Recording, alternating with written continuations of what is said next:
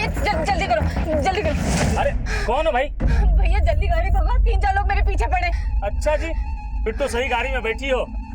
शताब्दी राजधानी सबको पीछे छोड़ देंगे, नहीं तो नाम बदल देंगे। जय बजरंगबली।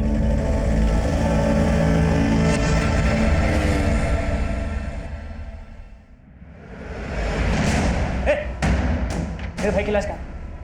मेरे भाई की लाश कहाँ है? मेरे भाई की लाश छोड़ो छोड़ो छोड़ो, क्या कर रहे हो? छोड़ो, क्या कर रहे हो? क्यों कर रहे हो? मुझे मेरे भाई की लाश चाहिए। तो भैया रहे नहीं, ऊपर से तुम लोग मुझे गलत लाश पकड़ा रहे हो। अरे इसे क्या देख रहे हो?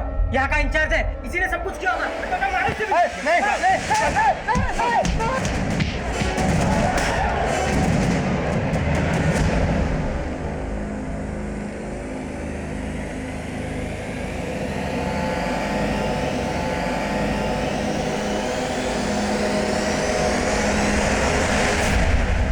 सही में गुंडा लोग ने पगलेठी होगा। बताइए, इतनी सुंदर लड़की को मारना चाहता है। अरे जिस पे जान लुटाना चाहिए उसको मारना चाहता है। बताइए, धरती पे ऐसा पगलेट मिलेगा कहीं?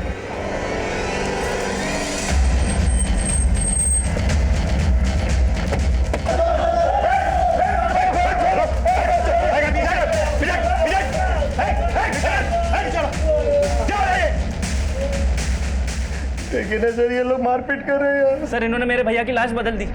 लाश बदल दी मतलब? सर मेरे भैया नरेश का सोना रोड पे मर्डर हुआ था। मर्डर? हाँ साहब, एक टेम्पो उन्हें उड़ा के चला गया था। पहले बोले डेथ एक्सीडेंटल है, और अब जब हम अंतिम संस्कार के लिए बॉडी लेने आए तो ये लोग हमें गलत बॉडी दे रहे हैं। विवेक क्या कह रहा है तू? तेरे नरेश भैया जिंदा है। आप कौन? सर ये मेरी भाभी है, नरेश भैया की बीवी।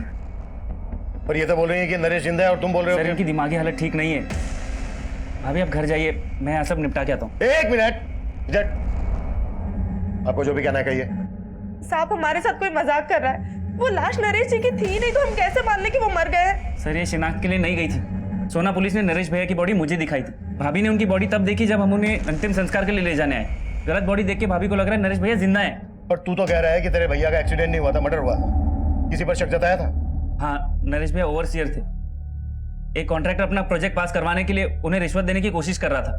उन्होंने उस कॉन्ट्रैक्टर के खिलाफ एक्शन लिया था, उसी ने मरवाया होगा नरेश भैया को। बस कर विवेक तू, मैं कह रही हूँ तेरे भैया जिंदा है।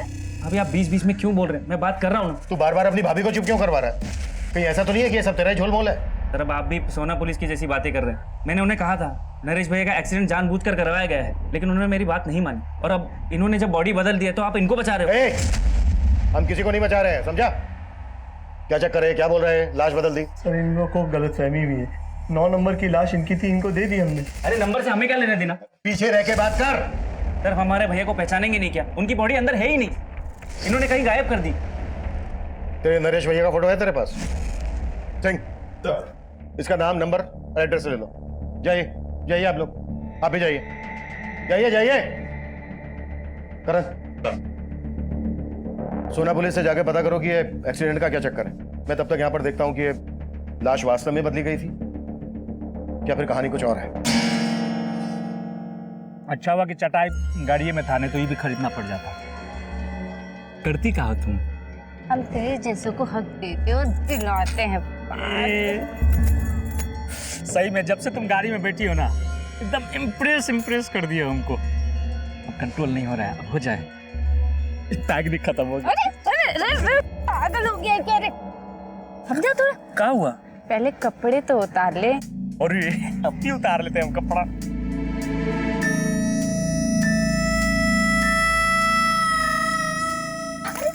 तो अब क्या हुआ?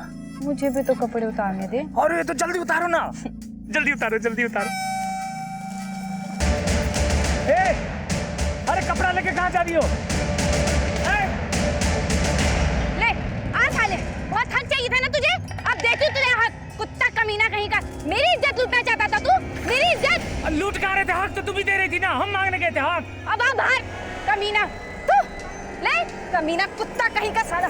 साला क्वार्टर पी के चली गई है।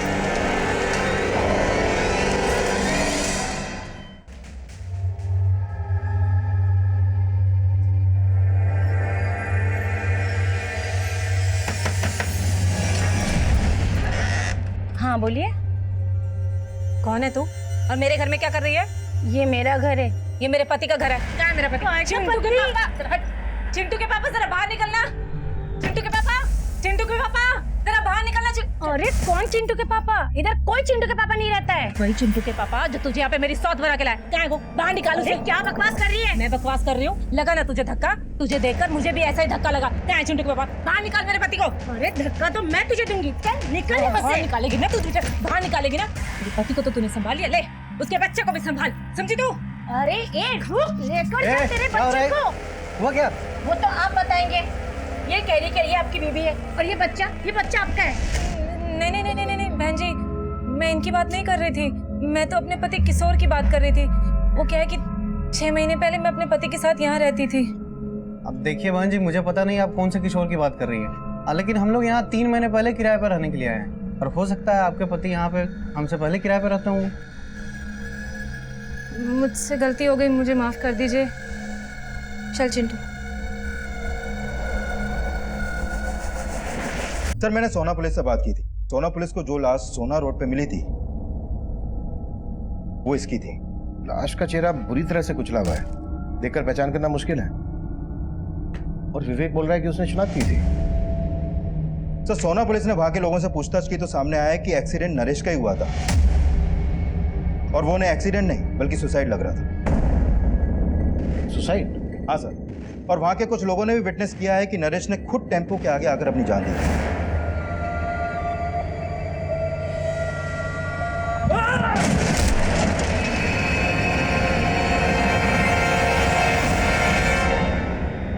एक तरफ सोना पुलिस को कई ऐसे आई विटनेस मिले थे जिन्होंने नरेश को सुसाइड करते हुए देखा था, वहीं दूसरी तरफ नरेश का छोटा भाई विवेक बोल रहा था कि नरेश का मर्डर हुआ था और नरेश की पत्नी मालती का मानना था कि नरेश मरा ही नहीं, जिंदा है।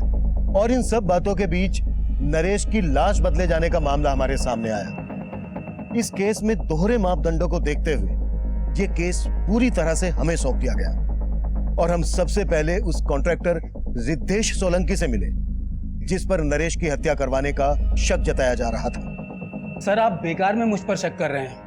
नरेश की मौत से मेरा कोई लेना देना नहीं है। हमने पता किया है, तुमने नरेश को रिश्वत ऑफर की थी अपना प्रोजेक्ट पास करवाने के लिए। सर हर कॉन्ट्रैक्टर ऐसा नहीं होता है। आप पहले नरेश के बारे में पता तो कीजिए। वो दिमाग से खिसका हुआ है, दिमाग की बीमारी की दवाई भी लेता था। अच्छा सर मैं झूठ नहीं बोल रहा हूँ, गुस्सा तो उसकी नाक पे चढ़ा रहता था और मैंने तो बस मिठाई का डब्बा उसको भेजा था। उसे लगा कि उस डिब्बे में पैसे हैं और बस इसीलिए उस प्रोजेक्ट से उसने मेरा पत्ता साफ कर दिया। और तुमने उसी को साफ कर दिया? सर ये आप क्या कह रहे हैं? वहां पर सभी लोगों ने देखा था कि उसने सुसाइड की थी और सर इस तरह आप मुझ पर ब्लेम नहीं कर सकते हैं। किसने क्या कहा, किस मकसद से कहा, ये हम इन्वेस्टिगेट कर रहे हैं और अगर कुछ भी मिला ना तेरे खिलाफ तो अगली मुलाकात रिमांड रूम में होगी और वहां पता चलेगा कि टॉर्चर क्या होता है। चल निकल चल। करण ये कह रहा है कि नरेश की दिमागी हालत ठीक नहीं है।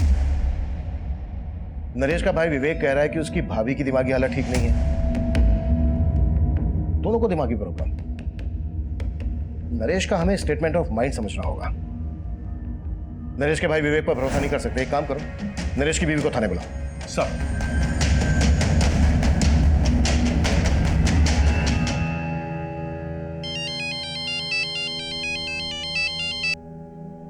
हाँ दिनेश बोलो। दी तुम अब तक गाँव नहीं आई वापस? नहीं दिनेश, जब तक किशोर जी का पता नहीं लग जाता हम गांव नहीं आएंगे वापस। अरे दीदी कोई फायदा नहीं है वहाँ रुकने का, जीजा जी अब मिलने वाले नहीं है। क्यों क्यों नहीं मिलने वाले? अरे दीदी उनने अपना पता बदल दिया और तुम्हें बताया तक नहीं। अब कैसे उन पर भरोसा कर सकती हो? मैं बोल रहा हूँ वो तुम्हें धोखा देके गायब हो गए। अब वहाँ भटकने का कोई फायदा नहीं है, चुपचाप गाँव वापस लौट आओ। देखो दिनेश, हम गांव वापस नहीं आएंगे और वैसे भी जहाँ किशोर जी काम करते हैं उस फैक्ट्री का हमें पता चल गया है। हम वहीं जा रहे हैं उनके पास। दीदी हेलो मम्मी मुझे भूख लग रही है।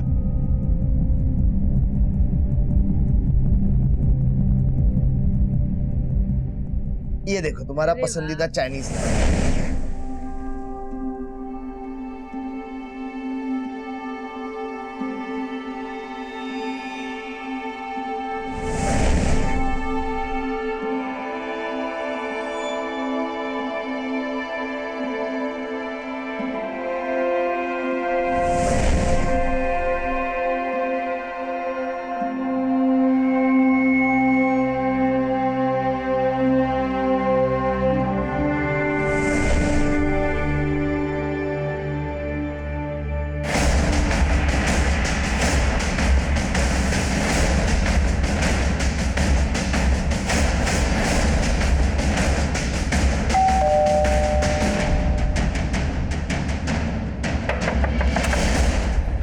खोलने में इतनी देर क्यों लगा दी?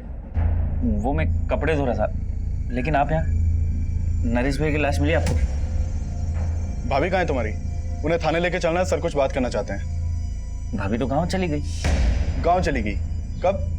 आज सुबह। उनकी हालत बहुत बिगड़ती जा रही थी, इसीलिए उन्हें मायके भेज दिया। 2-4 दिन में आ जाएंगी। लेकिन आपने बताया नहीं, नरेश भैया की लाश मिली आपको? वो हम पता लगा रहे हैं, लेकिन जब भी तुम्हारी भाभी आ जाए उन्हें थाने लेके आ जाना।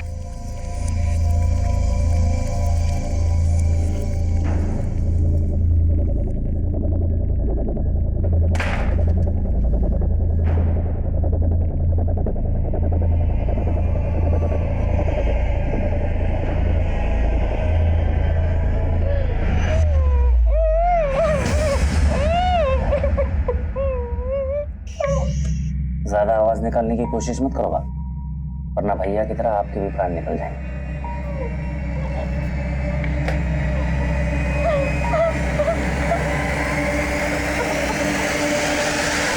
Excuse me sir.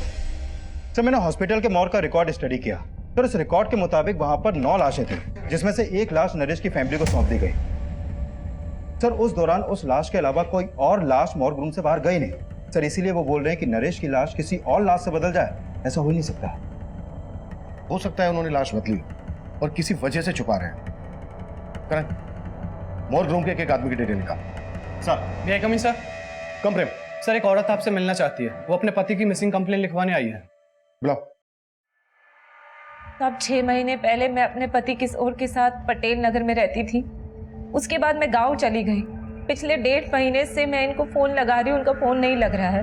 उसके बाद मैं गांव से शहर आई और अपने घर गई तो पता चला कि उन्होंने बहुत समय पहले ही मकान खाली कर दिया है। तुम कह रही हो कि तुम्हारे पति किशोर का फोन 1.5 महीने से बंद था और तुम अब आई हो हमारे पास? मुझे लगा कि शायद उन्होंने अपना नंबर बदल लिया होगा। मैंने गांव से उनकी फैक्ट्री में भी फोन किया था, लेकिन कोई मुझे सही से जवाब ही नहीं दे रहा है। कहाँ काम करता था किशोर? अब बंसल नाम की फैक्ट्री है, वहाँ पे मजदूरी करते थे। गांव से शहर आने के बाद मैं उनकी फैक्ट्री में भी गई थी। वहाँ के चौकीदार ने बोला कि किशोर जी अब यहाँ नौकरी नहीं करते। उन्होंने 6 महीने पहले ही यहाँ से नौकरी छोड़ दी थी। लेकिन साहब मुझे ना शक हो रहा है उनकी फैक्ट्री वालों पे कि वो मुझसे कुछ छिपा रहे हैं, कुछ तो झूठ बोल रहे हैं वो मुझसे। तुम्हें ऐसा क्यों लग रहा है कि फैक्ट्री वाले झूठ बोल रहे हैं? क्योंकि साहब किशोर जी हर महीने गांव में पैसे भिजवाते थे। अगर उन्होंने नौकरी छोड़ दी होती तो फिर पैसे कहाँ से भिजवा रहे थे वो? कितना पैसा भेजता था किशोर तुम्हें? 6,000 रुपये महीना। हो सकता है उसने कोई दूसरी नौकरी कर ली हो। किशोर तुम्हें लगातार पैसे भेज रहा था, तो फिर उसने तुम्हें अपना सही एड्रेस क्यों नहीं दिया? कहीं ऐसा तो नहीं है कि उसका किसी के साथ कोई चक्कर? नहीं नहीं साहब, किशोर जी ऐसे नहीं है, वो कोई गलत काम नहीं कर सकते हैं। तुम दोनों की शादी कब हुई थी? 7 साल पहले हुई थी और 1 साल पहले ही वो मुझे अपने साथ गांव से शहर लेके आए थे। तब मैं उनके साथ बहुत खुश थी। यहाँ पर मेरा बहुत ख्याल रखते थे वो, किसी चीज़ की कोई कमी नहीं आने दी उन्होंने। कब से ढूंढ रही हूँ, मुझे मिल ही नहीं रहे हैं। आप उन्हें ढूंढ दीजिए ना साहब। हाँ ठीक है, तुम ऐसा करो, किशोर का हमें फ़ोन नंबर, जिस फैक्ट्री में वो काम करता था वहाँ का एड्रेस, जहाँ रहता था वो एड्रेस, ये सब हमें लिखवा दो। अपना नंबर भी लिखवा देना। ठीक है नंदी।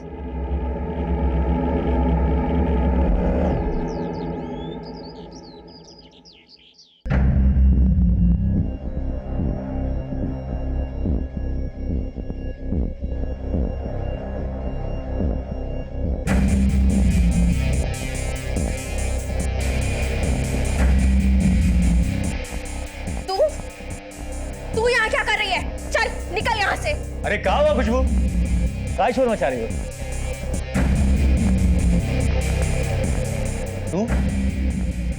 तू यहाँ क्या कर रही है? तुम क्या देख रहे हो? आरती उतारोगे क्या इसकी? निकालो बाहर इसे। ऐसे नहीं मारेगी, चल निकाल। छोड़ो, छोड़ो मुझे। कहाँ लेके जा रहे हो तुम? मुझे तेरी जगह दिखाने। छोड़ो मुझे। छोड़ो। बोला ना, चल।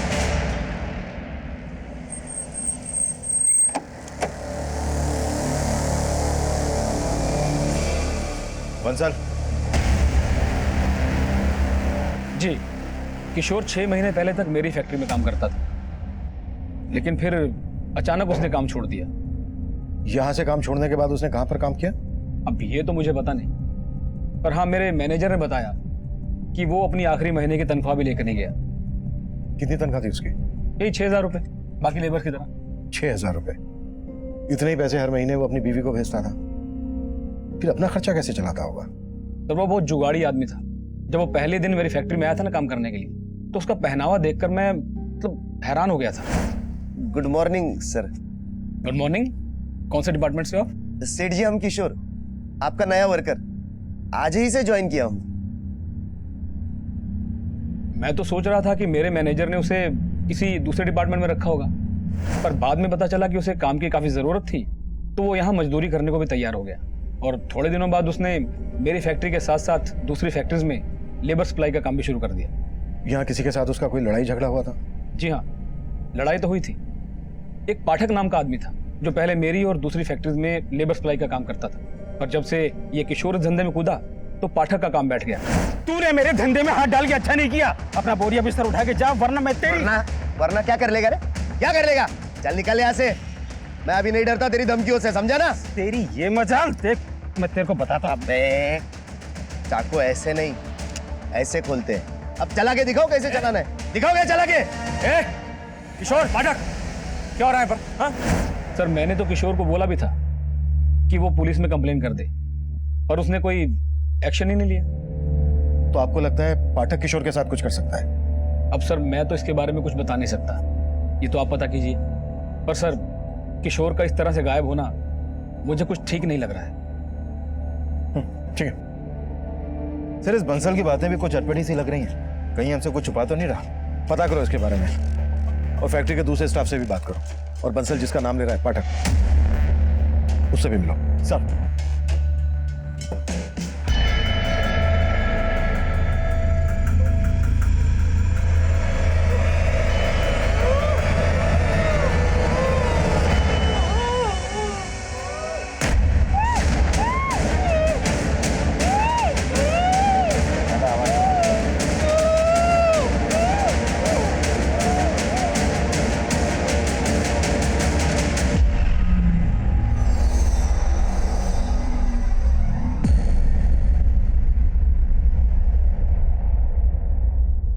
दीदू फालतू में जीजा जी के लिए आंसू बहा रही है। तू वहाँ गांव में तंगी में गुजारा कर रही थी और वो शहर में ऐश कर रहे थे।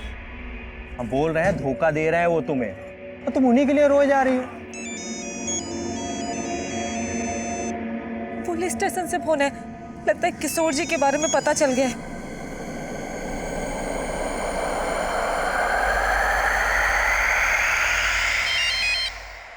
हाँ सिंह। सर, मैंने पाठक के बारे में पता किया। वाकई किशोर से उसका 36 का आंकड़ा था।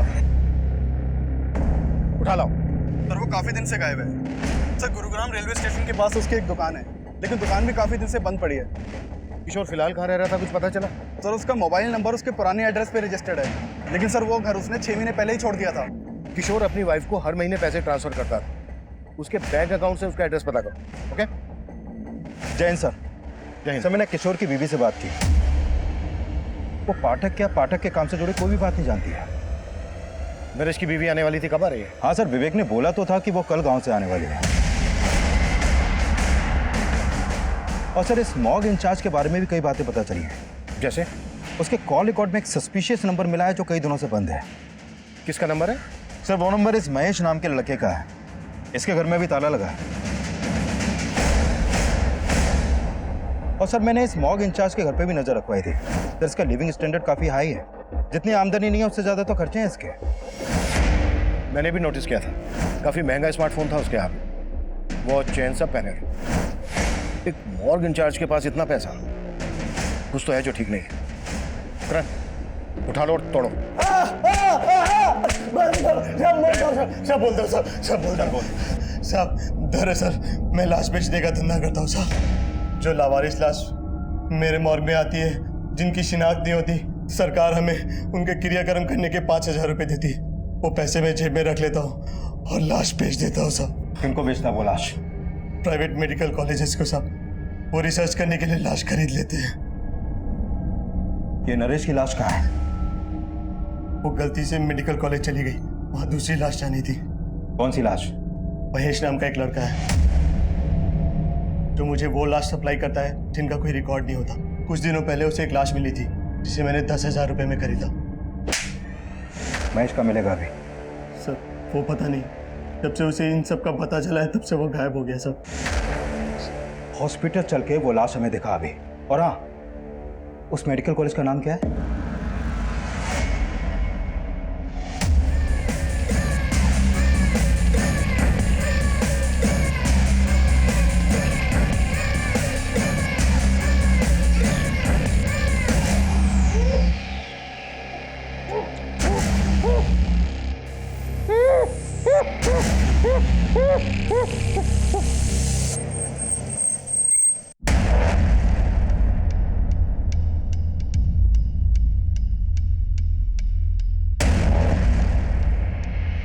सिंह, नरेश के भाई और नरेश की बीवी को शनाख्त के लिए बुला लो और यहाँ के डीन और इंचार्ज को थाने लेकर आओ। ठीक है सर।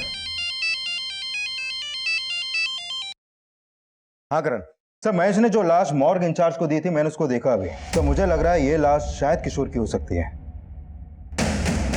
What?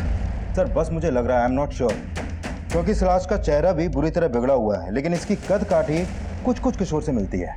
तुरंत बायोमेट्रिक करके पता करो। और किशोर जहाँ रह रहा था पता चला? हाँ सर, उसका एक दूसरा एड्रेस मिला बैंक से। ठीक है, उसके एड्रेस पे जाके देखते हैं। मुझे एड्रेस मैसेज करो। सर, नरेश के भाई के नंबर पे कॉल किया, उसका नंबर नहीं लग रहा है।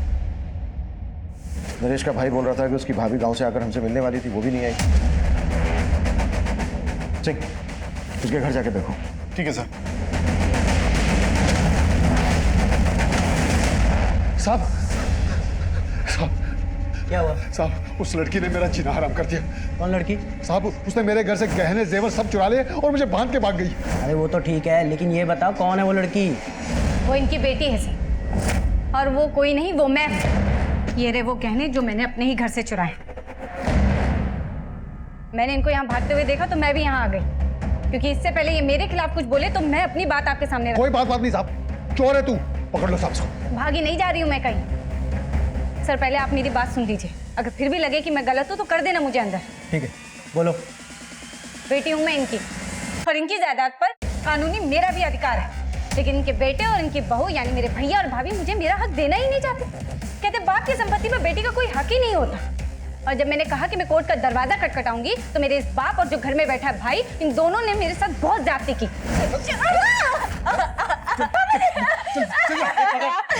ये ना ऐसे नहीं मानेगी, रुक। कर देगी ना साइन, करेगी ना। खोल खोल मुट्ठी, नहीं तो मैं तेरा हाथ ही काट डालूंगी आज।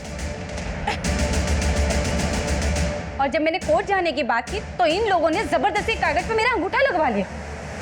देख संध्या, तू सही नहीं कर रही है। और तुम ठीक कर रहे हो। देखो, तुम किसी से जबरदस्ती नहीं कर सकते।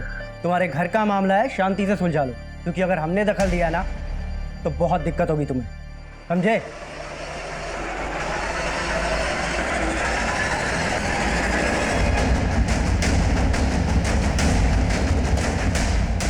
सर, यही किशोर का घर है, लेकिन पड़ोसियों से पता चला है कि कई दिनों से यहाँ पे ताला लगा है।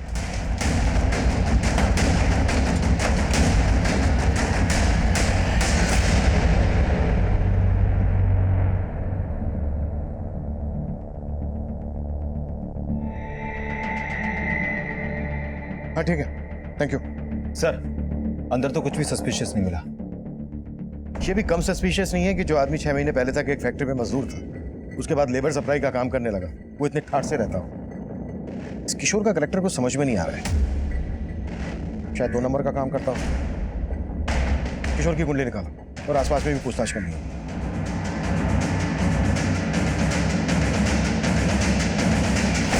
सर किशोर क्या करता था ये तो नहीं मालूम मुझे, लेकिन काफी धाकड़ आदमी था। लोग महंगी महंगी गाड़ियों से आते थे यहाँ। किशोर के साथ यहाँ कोई और भी रहता था? फिलहाल तो वो अकेला रहता है, लेकिन कुछ टाइम पहले उसकी बीबी भी यहीं रहती थी।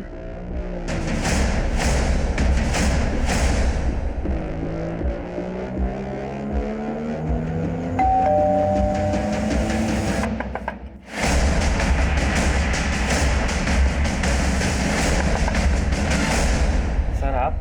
ये हमेशा दरवाजा देर से क्यों खोलता है तू? वो तेरा फोन क्यों नहीं लग रहा है? सर शायद मेरे फोन की बैटरी डाउन हो गई होगी, मैं तो सो रहा था सर। अच्छा, भाभी कहाँ है तेरी? सर गांव से आ गई क्या?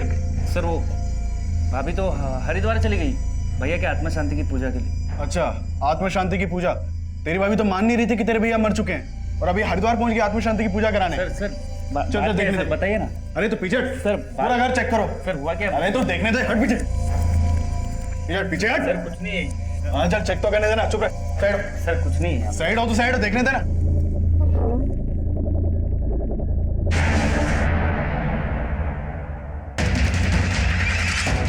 मालती, नंदिनी जल्दी आओ, पकड़ इसको,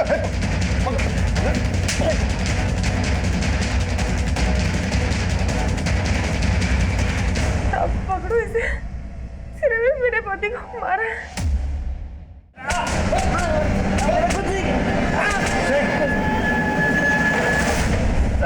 मैंने चल बोल। कुछ नहीं किया साहब। कुछ नहीं किया? साहब मैंने कुछ नहीं किया साहब, मैंने कुछ नहीं किया। सिंह, उल्टा लटकाओ इसको। साहब साहब रुको साहब, साहब बता रहा हूँ, सच बता रहा हूँ साहब। चल बोल।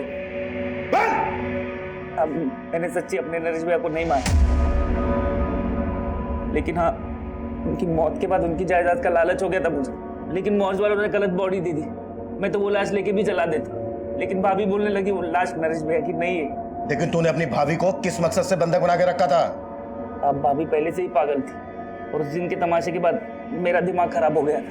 मैंने सोचा उन्हें दबा दे के पूरा पागल कर दूं,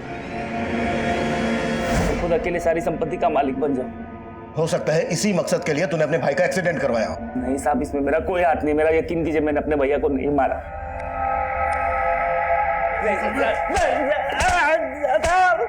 सर, हमने उस लाश का बायोमेट्रिक किया था, वो लाश किशोर की है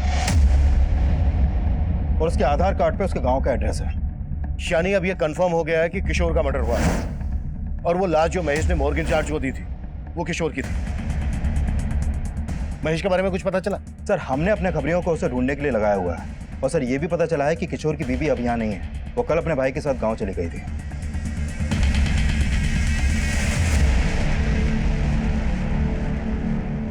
दीदी, खैर जो हुआ सो हुआ, भूल जाओ। हमको तो बस एक ही बात का डर है, अगर पुलिस वालों को उन बातों का पता लगा ना तो सिर्फ हम पर नहीं आप पर भी शक करेंगे। इसीलिए हम मना किए थे, मत जाओ पुलिस वालों के पास।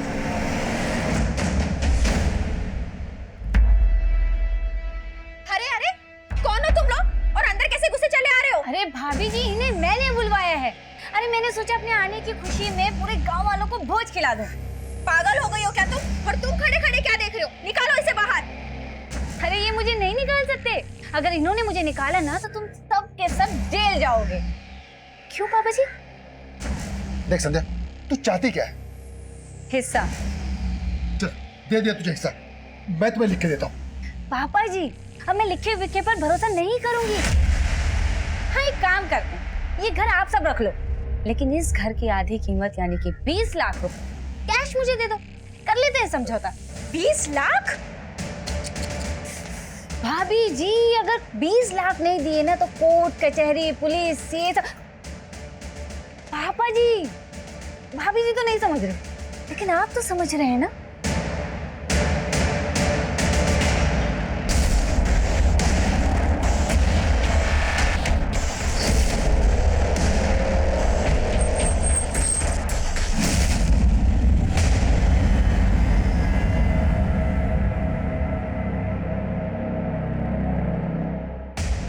हमें तो पहले ही लग रहा था कि किशोर के साथ कुछ ऐसा ही हुआ होगा। तो तुम मान रही थी कि किशोर का मर्डर हुआ था? इसे जानती हो? कौन है ये? हमें शक है कि किशोर के मर्डर में इसका हाथ है, लेकिन किशोर को मरवाने में दिमाग किसी और का है। सर, किसकी बात कर रहे हैं आप? हमें यह भी पता चला है कि किशोर गुरुग्राम में एक आलीशान बंगले में रह रहा था अपनी बीवी के साथ। बीवी के साथ?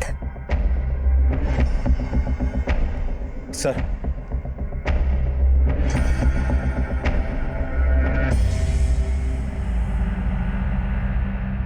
सर, एक किशोर के बचपन का दोस्त है। इसने बताया है कि ललिता से शादी करने से 6 महीने पहले ही किशोर की किसी और लड़की से भी शादी हुई थी। हाँ साहब, वो उसके भाई किशोर से काफी नफरत पाल के बैठा था, तब उनके बीच में काफी मारपीट भी हुई। वो लड़की और उसका भाई अब कहाँ रहते हैं?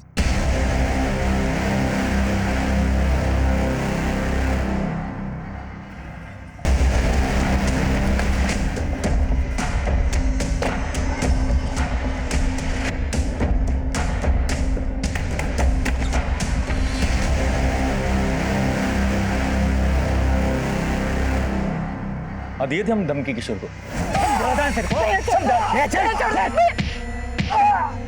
मेरी बहन से दूर रहना, मैं जान से मारेंगे देखो। ये चल।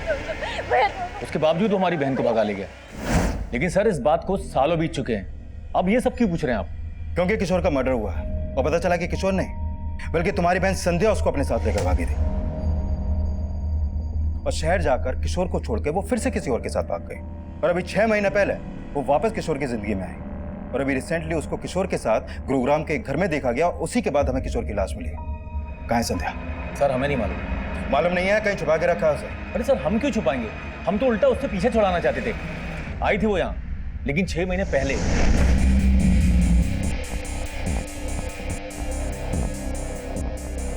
और आकर हमें ही चूना लगा गई।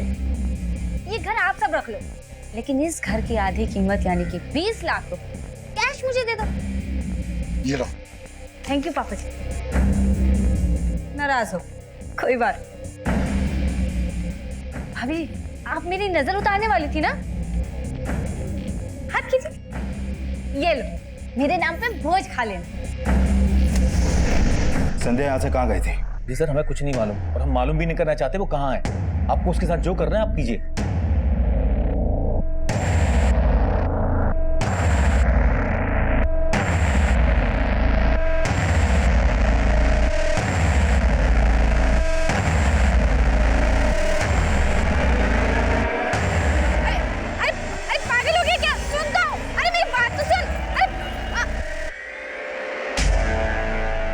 सर संध्या के भाई और फादर से उसका एक नंबर मिला था जो काफी दिनों से बंद है। हो सकता है उसने कोई नया नंबर ले लिया हो, और अगर उसने कोई नया नंबर लिया है तो किसी ना किसी सर्विस प्रोवाइडर को उसने अपना आईडी दिया होगा। करण, टेलीकॉम कंपनी को संध्या का अपडेट भेजो, शायद उसका कोई दूसरा नंबर सामने आ जाए। Right sir. किशोर की पहली पत्नी संध्या किशोर मर्डर केस में प्राइम सस्पेक्ट बनकर सामने आई, लेकिन किशोर के काम से जुड़े कई ऐसे सवाल थे जिनका जवाब हमें अभी भी नहीं मिला था। और किशोर का वो घर जो किशोर की हैसियत से काफी आलीशान था, उस घर में संध्या ही किशोर की पत्नी बनकर रह रही थी। लेकिन गांव वालों के बयान के मुताबिक संध्या ने किशोर को कई साल पहले ही छोड़ दिया था। ललिता के रहते संध्या का किशोर की जिंदगी में वापस आना, कहीं ना कहीं ललिता और उसके भाई दिनेश का इसमें किशोर को मारने का मोटिव तो नजर आ रहा था। लेकिन इतना भी साफ था कि किशोर की लाश उस मॉर्ग इंचार्ज को महेश नाम के एक लड़के ने बेची थी। और पाठक के गायब होने का रहस्य भी हमारी समझ में नहीं आ रहा था।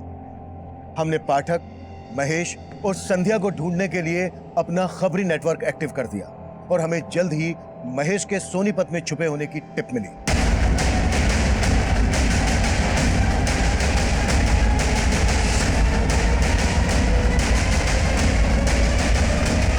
साहब मैंने कुछ नहीं किया साहब, मैंने कुछ नहीं किया साहब, मैंने किशोर को नहीं मारा। मैं जानता तक नहीं कि उस आदमी का नाम किशोर था। यकीन मानिए साहब, मुझे उसकी लाश मिल गई थी जो मैंने मॉर्ग इंचार्ज को भेज दी बस। कहाँ मिली थी लाश? साहब करीब 20-25 दिन पहले एक टेम्पो वाले को लाश फेंकते हुए देखा था मैंने।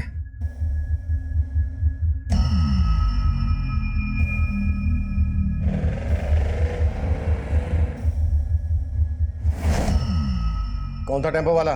नंबर बोल टेम्पो का। साहब वो नंबर नहीं देख पाया, वहां पे बहुत अंधेरा था। ऐसे नहीं बोलेगा ये। कुटास! साहब मैं सच बोल रहा हूँ साहब, साहब मैं सच बोल रहा हूँ साहब, साहब साहब साहब मैं सच बोल रहा हूँ साहब।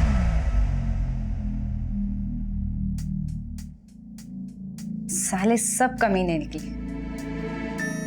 एक तो ये सच्चा मर्द निकला जिसने मुझे धोखा नहीं दिया। लेकिन तुम बहुत दी यार, साला बीच जंगल में नंगा करके भाग गए। लेकिन वापस आके तेरा घर भी तो बसाया। हाँ ठीक है, फाइल तैयार करो। ओके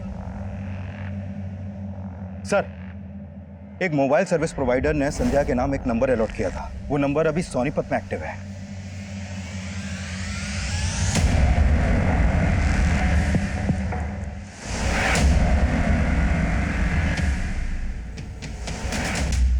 बच्चा देगी हमको। बोलना कितने बच्चे चाहिए तुझे? एक टेम्पो बाहर खड़ा है उसके लिए और एक दूसरा लोन पे लेने वाले हैं। बस 2, हम 2 हमारे 2।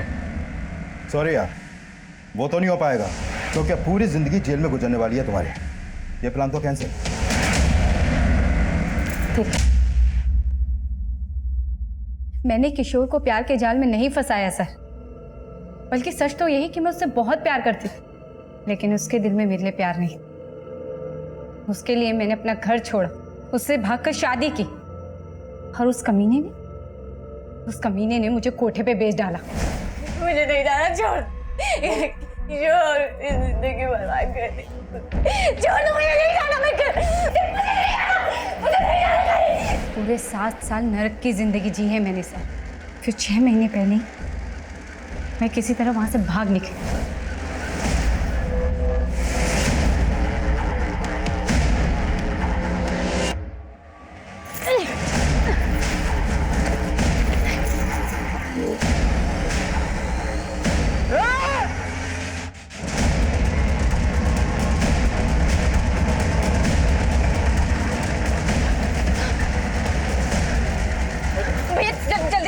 जल्दी करो। पूरी जिंदगी धोखे खाए हैं मैंने, लेकिन जीतू ने, उसने मुझे नई जिंदगी दी। उन लोगों से भागकर सालों बाद मैं अपने घर लौटी थी, और मेरे घर वालों उन्हें जानवरों की तरह मुझे घर से निकाल दिया। लेकिन मैं भी उनसे अपना हक लेके ही मानी। लेकिन पिछले 6 महीने से तुम गुरुग्राम में किशोर के साथ उसके घर में रह रही थी, उसकी जिंदगी में फिर से एंट्री मारी, उसे बदला लेने के लिए उसे मार डाला। मैंने उसे नहीं मारा है सर। हाँ, मैंने उसकी जिंदगी में एंट्री ली, बदला भी लिया। उसने मुझे बेचा था, मैंने भी उस कमीने को 10 लाख में बेच डाला। बेच डाला? किसे बेच डाला? हाँ, मैं उससे बदला लेना चाहती थी, इसीलिए झूठ के सहारे मैंने उसकी जिंदगी में एंट्री मारी।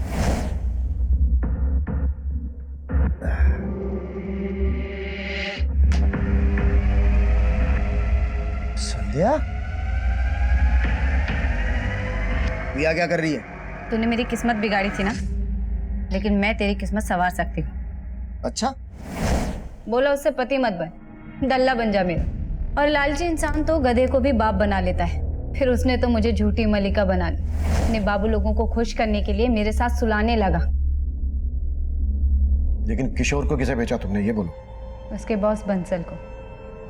कायल था वो मेरा, लेकिन अब सहा नहीं जा रहा, बहुत हो गया। इसलिए एक दिन, बंसल जी, मेरी माँ की बहुत तबीयत खराब है, मुझे 10 लाख की बहुत ज़रूरत है, प्लीज़ कर दीजिए ना। अब इतने प्यार से बोलोगे तो इंतजाम तो करना पड़ेगा मेरी जान। आप कितने अच्छे हैं ना। और फिर बंसल मेरी बातों में आ गया। बड़ी आसानी से उसने 10 लाख रुपए मुझे दे दिए, और फिर मैंने अपना रंग बदल दिया। संध्या, कहाँ है तू? तू मेरा फोन क्यों नहीं उठा रही? संध्या, तुझे पता है ना, तेरे बिना मेरा। आपको आपकी तन्हाई मुबारक हो बंसल साहब, अब मैं नहीं आऊंगी। मतलब तू मेरा 10 लाख रुपए लेके चंपत हो गई? अरे 10 के बदले किशोर भी तो दिया है, उसे रख लो। संध्या, संध्या मेरी बात सुन।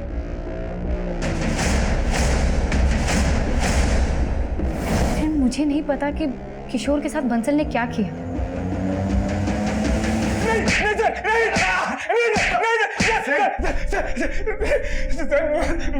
मैंने किशोर को नहीं मारा सर। अच्छा? सर, उसकी बीवी मेरे 10 लाख रुपए लेके भाग गई थी सर, तो मैंने उसे अपना कुत्ता बना लिया था सर।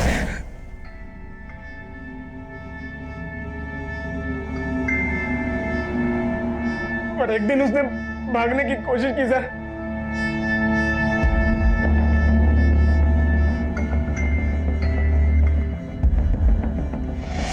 किशोर, किशोर,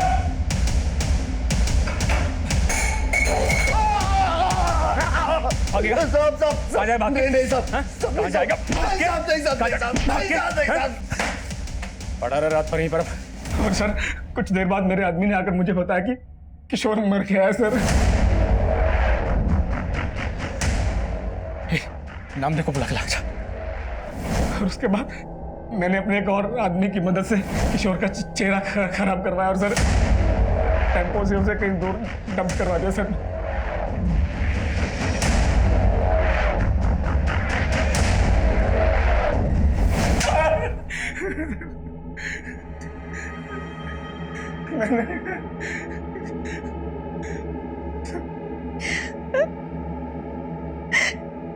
किशोर जी, मेरे साथ भी यही सब करते थे। मुझे मुझे अपने दोस्त के साथ सुलाते थे वो।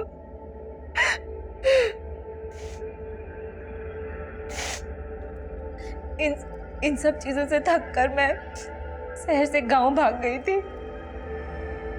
ये बात तुमने हमें पहले क्यों नहीं बताई? मैं आपको बताना चाहती थी, फिर मैंने सोचा कि एक बार मुझे किशोर जी का पता चल जाए कि वो गायब कहाँ है।